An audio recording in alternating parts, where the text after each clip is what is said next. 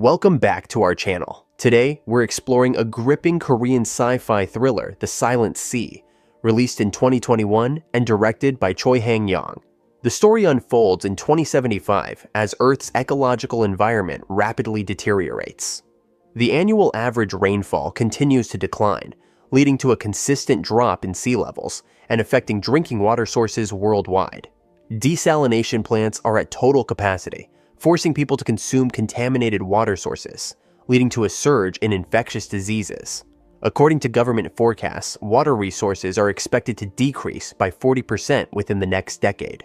In response, humanity begins searching for water sources in space, but to no avail. The government established a water rationing system to manage scarce water resources, and individuals with higher personal rankings received more purified water. This policy sparked widespread discontent among the public, who demanded equal water distribution. Amidst this crisis, Mr. Kim from the space agency rushes to the Institute for Environmental Survival to seek out Miss Song, a talented astrobiologist who has become an animal behavior expert. Miss Song, known for her brilliant mind and exceptional memory, vividly remembers the color of his glasses frame from 5 years ago. Mr. Kim's visit is to invite Miss Song to join a critical mission to the Bohai base on the moon. Initially reluctant, Miss Song's interest is piqued when she learns the mission's destination. 5 years prior, her sister and all their teammates tragically died at Bohai base, and so, as compensation, the chief director gave Miss Song a privilege card, ensuring she wouldn't have to worry about water for the rest of her life. After a radiation leak, the government decides to close the base permanently. The team's task is to retrieve samples left at the base before it shuts down, with only 24 hours on the moon to do so. Mr. Kim emphasizes that the sample must be transported under stable, low-temperature conditions without errors. Captain Han leads the mission. Miss Song handles tasks related to the sample, and Mr. Huang, an early base member, joins as a consultant for this mission. Shortly after, the team arrived at the launch site, poised for departure. Curiously, the co-pilot was replaced at the last minute with someone who seemed oddly relaxed, casually handing Miss Song a bag of candy. 5 minutes later, the rocket ascended, leaving the doomed planet behind. Not long after, the spacecraft reached lunar orbit. Impacted by a meteor shower, communication with the space agency was severed for 2 hours, forcing the team to wait for communication restoration before entering the landing orbit. However, soon after, severe shaking occurred outside the spacecraft, compromising the stability of the landing module's fixtures. With 20 minutes left until communication could be restored, the situation worsened. Continued shaking threatened to ruin the landing module's engine. At a critical moment, the captain decided to detach the landing module from the rocket. Unfortunately, the module's engine failed to ignite, and the crew had to brace for impact, securely fastening their seatbelts. The landing module came to rest in a precarious position, dangling over a cliff and slowly slipping. Just then, a box fell from above, smashing the cabin's glass and causing a fierce rush of air to escape. Miss Song was unlucky enough to fall out. Fortunately, Captain Han quickly intervened, managing to save her. The satellite communication systems were destroyed, and all contact with the space agency was lost. Now isolated, they faced a 7-kilometer trek to Bohai base, making the 24-hour mission timeline seem daunting. Meanwhile, the landing module fell to the bottom of the cliff. Mr. Huang, the only team member familiar with the base, broke his ribs during the landing and died shortly after due to his labored breathing. There was no time for mourning. To stay on schedule, the team had to leave Mr. Huang's body behind. They ran towards the base, arriving just as their oxygen supplies were nearly depleted, and successfully opened the rust-covered doors. Immediately, they recharged the life support system and adjusted the base's environment to Earth's gravity. They hadn't gotten far when they stumbled upon the body of a mercenary, bizarrely covered in a mucus-like substance, suggesting he had drowned, a puzzling discovery in the arid lunar base. Mr. Kim had mentioned a radiation leak before their departure, yet everything seemed normal. If the space agency's information was unreliable, What caused the base crew's demise 5 years ago remained a mystery. Miss Song suggested performing an autopsy on the body to uncover the truth behind the strange occurrences. However, Captain Han insisted on prioritizing their mission. Once they reached the control room, they rebooted the power systems, bringing Bohai Base back online. Yet they couldn't establish contact with the space agency. Fortunately, the base's internal environment was in good condition, allowing them to remove their cumbersome helmets. They then activated the air purification system, further cleansing the base's atmosphere, which eased everyone's tensions. Upon reviewing the base's layout, they noted the red zones that required Level 1 clearance but lacked specific details. Perhaps even previous base members didn't know what was inside. Intriguingly, these areas overlapped with the previously reported contamination zones by the space agency.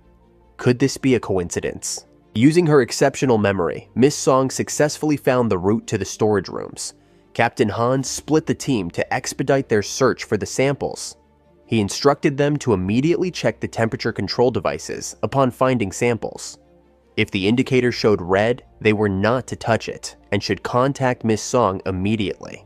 Su Chan informed Miss Song that each base member had been implanted with a chip in advance, which she hoped to use with the central control system to identify the bodies and their locations. It was clear she wanted to find her sister's remains, but the chip identification function was temporarily inoperable due to the system's disrepair. However, she didn't mention anything about her sister to Su Chan. The team urgently split up to search for samples.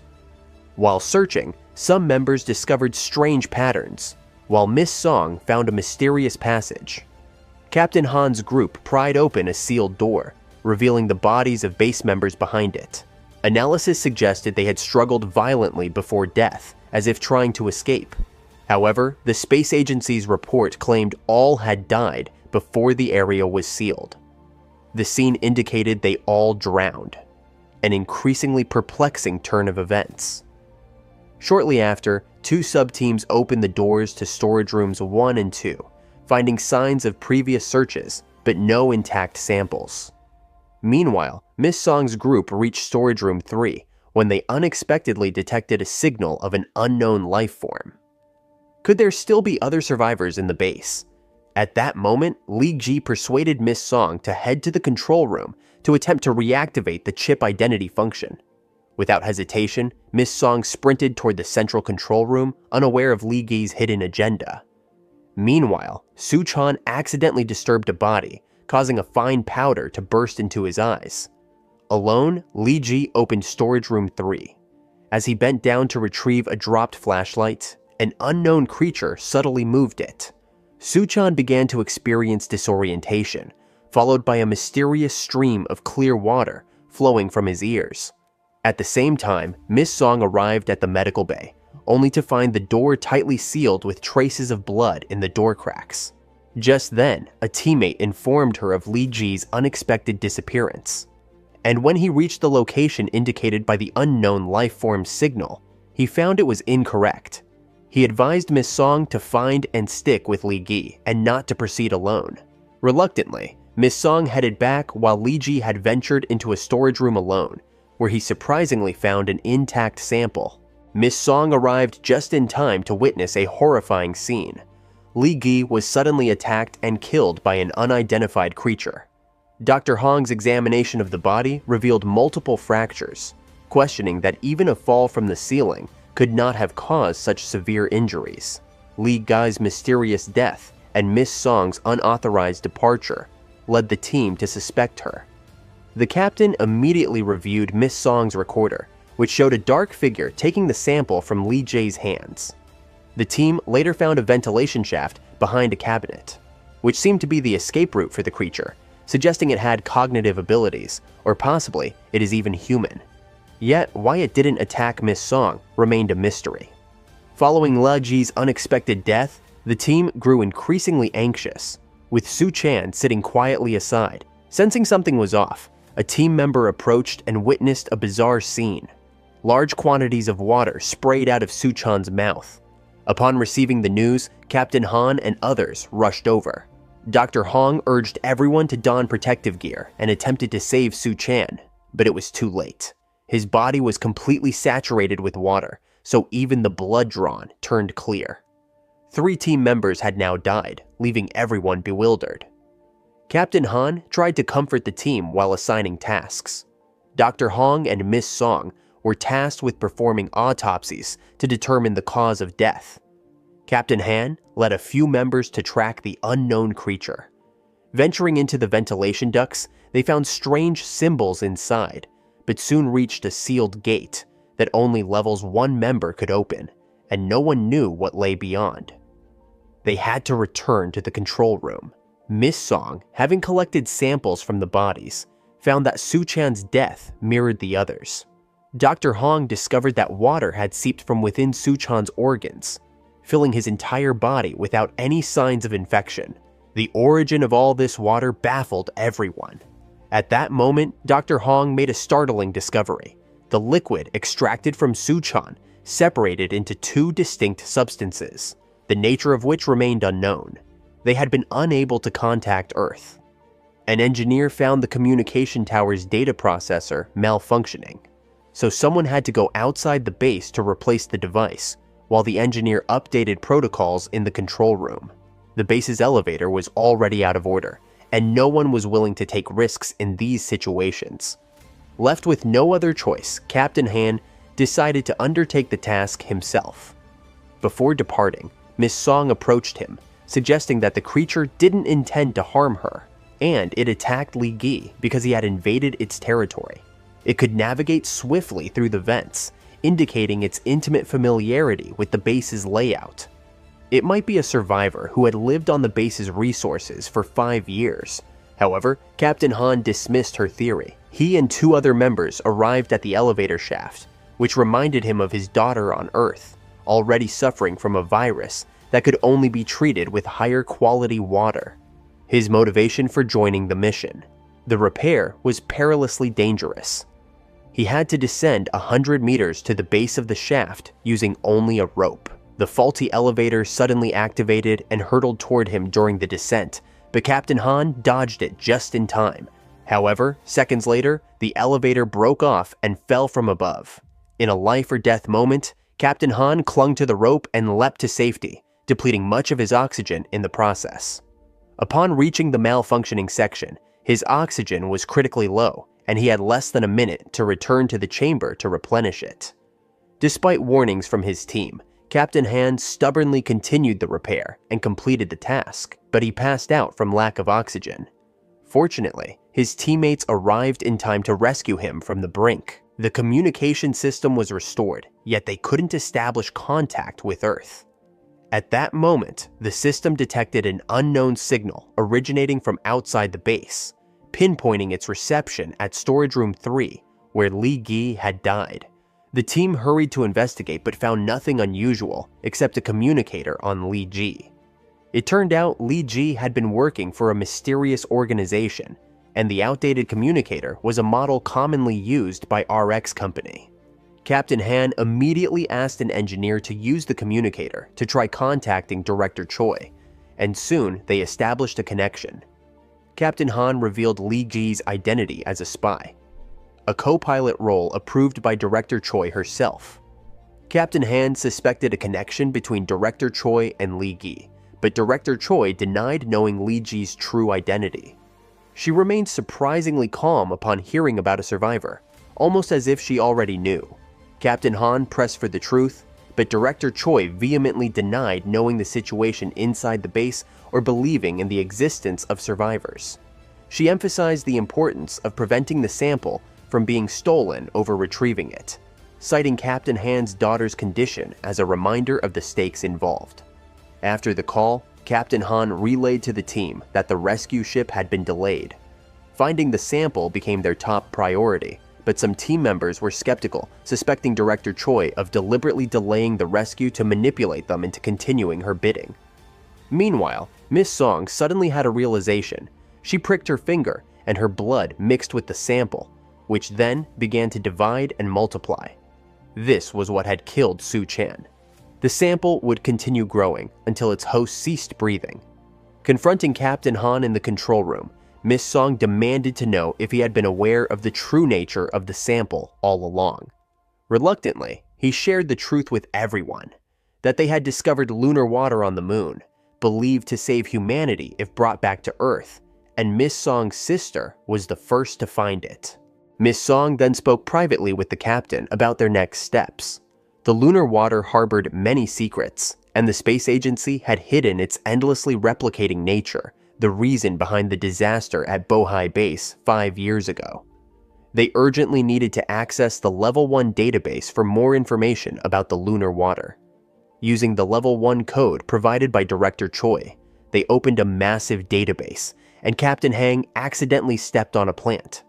There is a switch for entering a secret chamber. They discovered a dense thicket of greenery when they opened the secret chamber. Miss Song remembered a cryptic email from her sister 5 years ago, hinting at a location called Luna. Mr. Huang mentioned that it was the code name for Bohai Base's database. The area beneath the database was filled with lush vegetation, shocking everyone. On closer inspection, they discovered a storage room containing samples of lunar water. A broken vial on the ground had nourished the extensive greenery, proving the water's potent energy. They could save the planet by bringing the samples back to Earth and harnessing lunar water correctly. Captain Han felt that they were being watched during the sample collection. Suddenly, a very fast little girl attacked one of the team members, ripping off his arm with lightning speed. In a panic, a team member named Fatso shot the girl, breaking the lunar water sample, but she managed to escape. As the lunar water quickly proliferated, the team was forced to retreat rapidly with the samples. Amidst the chaos, one team member died, and another was severely injured and unconscious. Using her knowledge of animal behavior, Miss Song deduced that the little girl was protecting the lunar water from theft. Captain Han re-established communication with Director Choi, who finally breathed a sigh of relief upon learning the team had secured the lunar water. Director Choi promised immediate dispatch of spacecraft to take them, but insisted that even if it meant killing the little girl, the lunar water must be kept. Captain Han suspected the girl was a survivor, but Director Choi denied it. After the communication ended, a photo appeared on Director Choi's side, showing her posing with the little girl, hinting at deeper secrets. Captain Han prepared to capture the little girl. Miss Song, however, requested to return to the database to gather detailed research on lunar water to uncover the hidden truths. Reluctantly, Captain Han agreed to let Dr. Hong accompany her. At the database, they found that all data on lunar water had been intentionally erased. Meanwhile, the engineer revealed his true identity as a spy for RX Company. Besides retrieving the lunar water, his mission was eliminating the team members. When he tried to take the lunar water, he was caught by Dr. Hong and Miss Song. He lied, claiming he was moving the lunar water to the control room for safety. Miss Song sensed something was off, as Captain Han hadn't ordered the relocation of the lunar water, and she was in charge of all sample-related matters. As the engineer was about to be exposed, he prepared to kill them. Just then, the little girl appeared at the door. Miss Song immediately alerted Captain Han and signaled them to stay calm, attempting to gain the little girl's trust. She slowly placed the lunar water on the table, and the girl remained surprisingly calm. At that moment, Miss Song noticed the name tag on the girl. It was her sister's name. As the girl reached for the sample, the engineer fired, shattering it. Oddly, the lunar water didn't mutate on the girl, but quickly healed her wounds. Before anyone could react, she escaped through the ventilation shaft. Later, Captain Han questioned why Miss Song risked approaching the girl. Miss Song explained that she just wanted the girl to understand that she meant no harm, and asked everyone not to hurt her. Since her body adapted to lunar water, she could hold the key to unlocking its secrets, potentially offering hope for all humanity. Later, Captain Han used a secure channel to contact Mr. Kim, seeking more information about Bohai Base. Mr. Kim suggested that Han and Miss Song discuss it, as the answers he sought were from her. Miss Song believed her sister had deleted the lunar water data, possibly to prevent further casualties. With the little girl showing interest in lunar water, Captain Han decided to use a sample to lure and capture her. Meanwhile, the engineer communicated with RX Company, adding the girl to the deal and taking the lunar water sample. However, an injured team member overheard the engineer's plot. As he prepared to inform Captain Han, the engineer returned unexpectedly and fatally shot him. Han and Miss Song successfully used lunar water to capture the girl, trapping her leg under a gate. Miss Song, unable to bear seeing her suffer, embraced her. Suddenly, Miss Song noticed a tag labeled Luna 073 on the girl's neck, but Captain Han took the opportunity to sedate her. Elsewhere, Dr. Hong discovered the lunar water sample was missing and found a teammate's body in a cold storage.